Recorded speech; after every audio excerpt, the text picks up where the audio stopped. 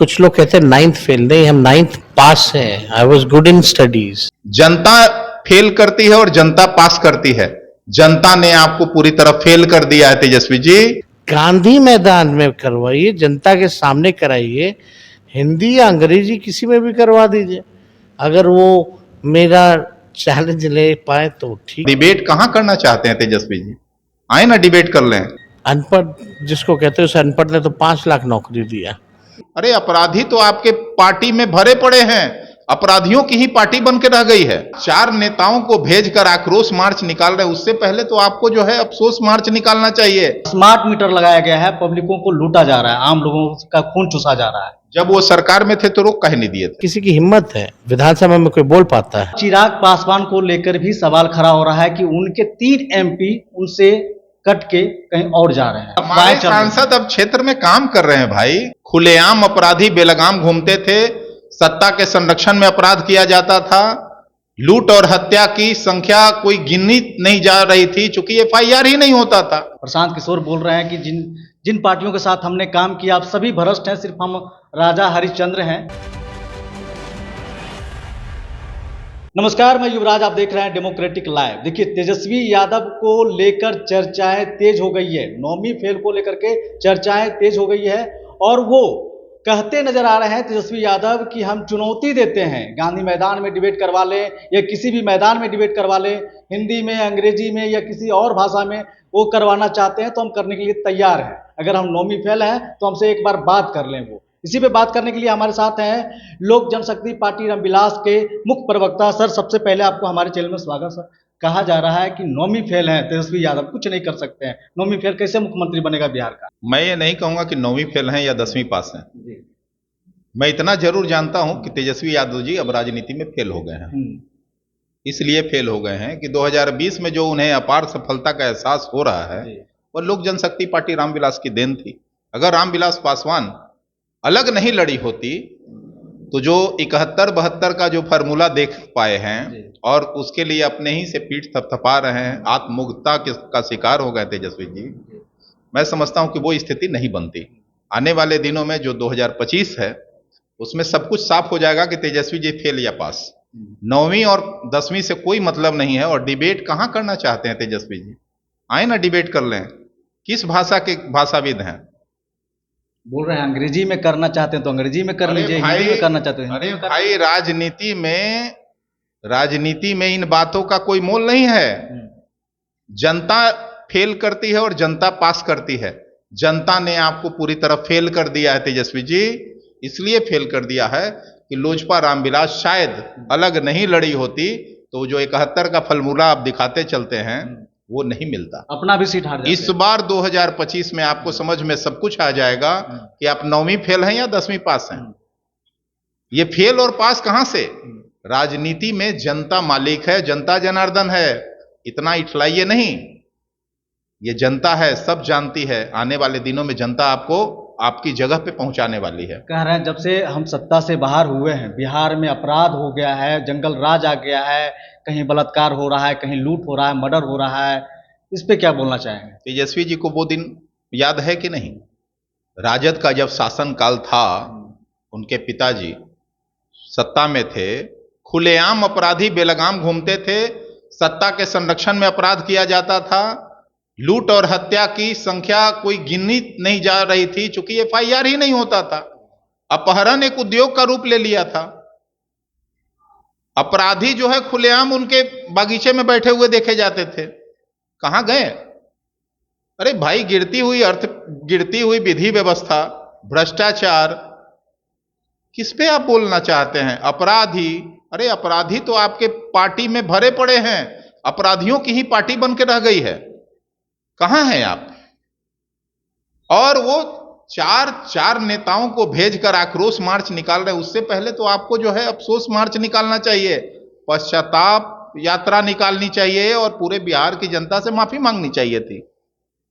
आक्रोश मार्च में उन्होंने, उनके पार्टी के जो लोग थे वहां पे, रितलाल यादव भी थे, वो कह रहे हैं कि जो स्मार्ट मीटर लगाया गया है पब्लिकों को लूटा जा रहा है, आम लोगों का खून चूसा जा रहा है। जब वो सरकार में थे तो रोक कहे नहीं दिए थे?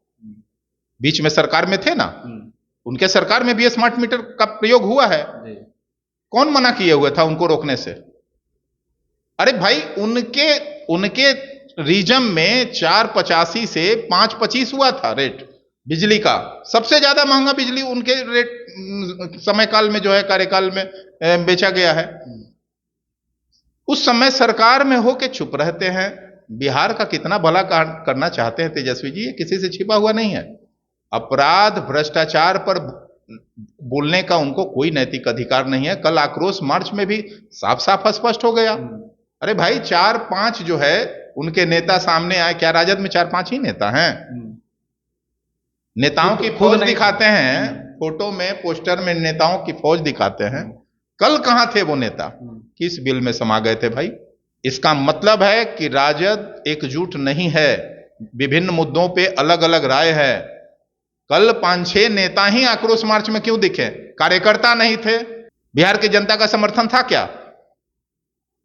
अरे तब मानते ना कि उनके समर्थन में दुकानें बंद हो जाती, स्वतः जनता रोड पे सड़कों पे आ जाती।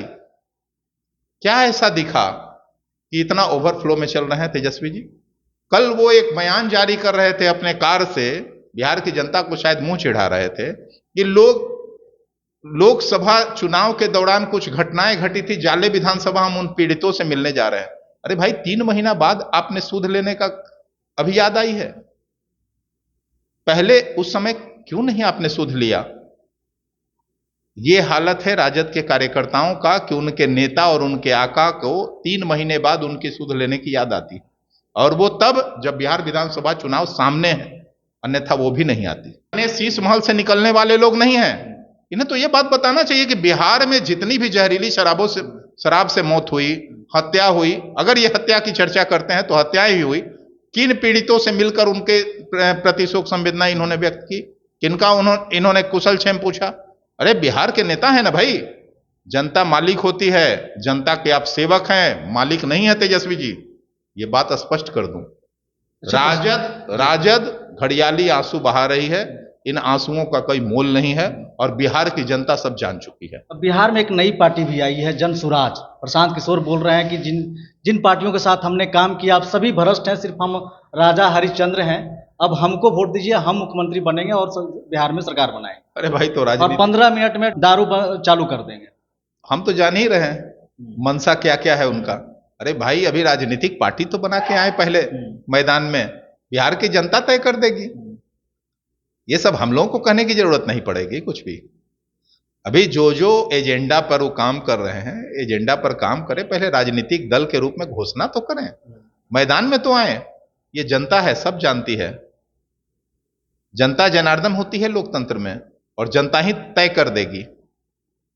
प्रशांत किशोर को किस नजर में देख रहे हैं कि वो 1-2 विधायक भी जिता पाएंगे या फिर हराने में भी भूमिका रखें? अरे भाई, वो थोड़े ना जिताएंगे। बिहार की जनता वोट देगी तब जीतेंगे लोग।